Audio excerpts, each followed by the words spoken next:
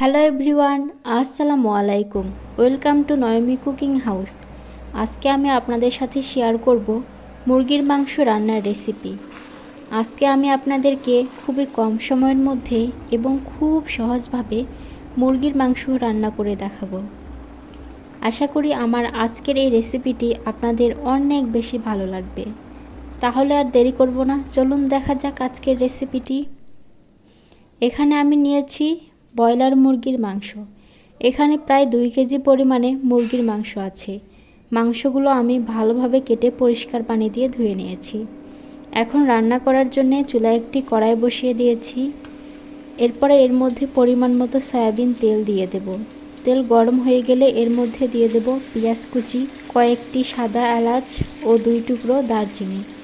এখন এই সবগুলো পেঁয়াজ কুচি ভালোভাবে নরম হয়ে না আসা পর্যন্ত ভেজে নেব। পেঁয়াজগুলো ভাজা হয়ে গেলে এর মধ্যে দিয়ে দেব আদা বাটা, রসুন বাটা, জিরা বাটা ও ধনিয়া বাটা। এখন সবগুলো বাটা মশলা দেওয়ার পরে এখন আমি এই বাটা মশলাগুলো কিছুক্ষণ তেলের মধ্যে ভেজে নেব। বাটা মশলাগুলো ভাজা হয়ে গেলে এরপর আমি এর মধ্যে দিয়ে দেব সামান্য পরিমাণে পানি। এখন আমি এর মধ্যে একে একে সবগুলো গুঁড়ো মশলা অ্যাড করে দেব। প্রথমে দিয়ে দিলাম 2 টুকরো তেজপাতা, এরপরে দিয়ে দেব স্বাদমতো মরিচ গুঁড়া, হলুদ গুঁড়া, গরম মশলা গুঁড়া ও লবণ। সবগুলো মশলা দেওয়ার পরে ভালো করে নেড়েচেড়ে দিচ্ছি। আর এখন এই মশলাগুলো আমি কিছুক্ষণ কষিয়ে নেব। কিছুক্ষণ আমি মশলাগুলো কষিয়ে নিয়েছি। আর এই দেখুন মশলা থেকে তেল ছেড়ে দিয়েছি আর আমার মশলাগুলো কষানো হয়ে গেছে। এখন এর মধ্যে দিয়ে দেব কেটে রাখা মুরগির মাংসগুলো। মুরগির মাংসগুলো দেওয়ার পরে মাংসগুলো ভালোভাবে মশলার সাথে নেড়েচেড়ে দিতে হবে। আর এই তো দেখুন মুরগির মাংসগুলো আমি ভালো করে নেড়েচেড়ে দিয়েছি। এখন আমি মুরগির মাংসগুলো ভালোভাবে কষিয়ে নেব। ঢাকনা দিয়ে ঢেকে মুরগির মাংসগুলো আমি কষিয়ে নেব। কিছুক্ষণ পরে ঢাকনাটা উঠিয়ে দেখে নেব। আর আমি এই পর্যায়ে কয়েকটি আলু দিয়ে দিলাম। এরকম আলুগুলো বড় সাইজ করে কেটে নিয়েছি। আপনারা আলু দিতে না চাইলে আলু স্কিপ করতে পারেন। এখন আমি ভালোভাবে আলুগুলো মাংসের সাথে নেড়েচেড়ে দেব। আর দেখুন মুরগির মাংস থেকে কতগুলো পানি ছেড়ে দিয়েছে।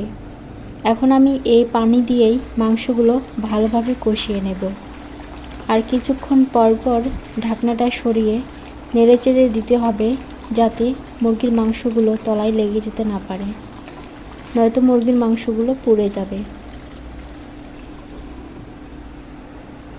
এভাবে আমি কিছুক্ষণ মাংসগুলো কষিয়ে নিয়েছি। আর এই তো দেখতেই পাচ্ছেন মুরগির মাংসগুলো আমি ভালোভাবে কষিয়ে নিয়েছি।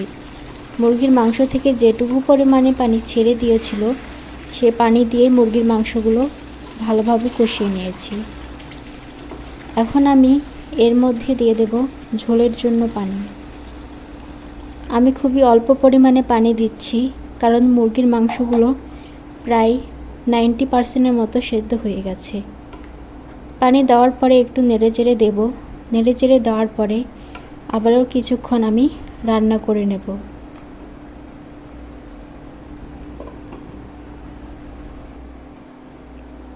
কয়েক মিনিট আমি রান্না করে নিয়েছি। আর এতেও দেখতেই পাচ্ছেন আমার রান্না হয়ে গেছে। ঝোল আমি এরকমই রাখবো। আপনারা আপনাদের মতো করে ঝোলটা বাড়িয়ে বা কমিয়েও রাখতে পারেন। খুবই সহজভাবে এবং কম সময়ের মধ্যে আজকের এই রান্নাটি আমি করেছি।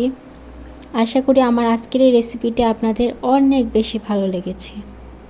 আমার এই রেসিপিটি যদি আপনাদের ভালো লেগে থাকে তাহলে অবশ্যই ভিডিওতে একটি লাইক দিবেন এবং কমেন্ট করে জানাবেন এই রেসিপিটি আপনাদের কেমন লেগেছে। সবাই ভালো থাকবেন, সুস্থ থাকবেন। আজকে এই পর্যন্তই। দেখা হবে পরের কোনো সহজ রেসিপিতে। খুদা হাফেজ।